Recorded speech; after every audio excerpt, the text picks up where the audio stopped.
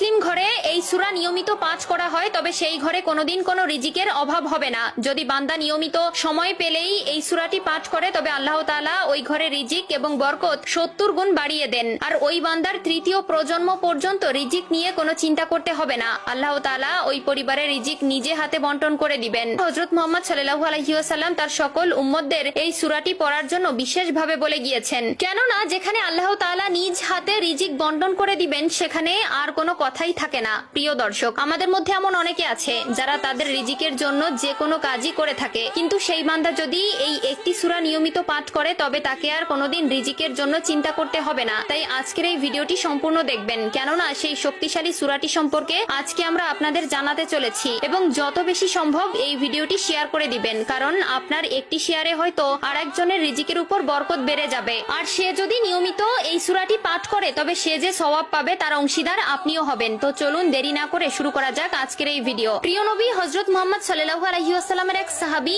ওসমান রাদিয়াল্লাহু তাআলা আনহু যখন খেলাফতে আসলেন, অর্থাৎ যখন তিনি পুরো আরব বিশ্ব শাসন করতেন, তখন আব্দুল্লাহ ইবনে মাসউদ রাদিয়াল্লাহু তাআলা আনহু যখন খুব অসুস্থ হয়ে পড়লেন, তখন ওসমান রাদিয়াল্লাহু তাআলা আনহু তাকে দেখতে গেলেন এবং তার ঘরে প্রবেশ করলেন। বললেন, তোমার তো পরিবার আছে এবং তোমার ঘরে ছোট ছোট সন্তান রয়েছে, তুমি যদি চাও আমি তোমাকে বাইতুল ফান্ড থেকে তোমার জন্য কিছু খাবারের ব্যবস্থা করব, যাতে করে তোমার সন্তানরা নিয়মিত তাদের খাবার চালিয়ে যেতে পারে। আব্দুল্লাহ ইবনে মাসউদ রাদিয়াল্লাহু তাআলা আনহু তখন তার উত্তরে বললেন, আমার নবী আমাকে এমন একটি সূরা শিখিয়ে দিয়েছে যা আমার সন্তানেরা যদি পাঠ করে তাহলে কখনো আমার এই ঘরে রিজিকের অভাব হবে না, আর আল্লাহ তাআলা নিজে আমার এই ঘরে রিজিকের ব্যবস্থা করে দিবেন। তখন তিনি বললেন, কি সেই সূরা যা পড়লে আল্লাহ তাআলা নিজে রিজিকের দায়িত্ব নিয়ে নেন? তখন তিনি উত্তরে বললেন, সূরাটি হচ্ছে সূরাতুল ওয়াকিয়া। তিনি আরো বললেন, শুধু তাই নয়, এই সূরায় রয়েছে আরো অনেক ফজিলত। প্রিয় দর্শক, আপনারা সবাই চেষ্টা করবেন এই সূরাটি মুখস্থ রাখার এবং নিয়ম করে প্রতিনিয়ত ফজরের নামাজ শেষ করে মোনাজাতে এই দোয়াটি বারবার পাঠ করার।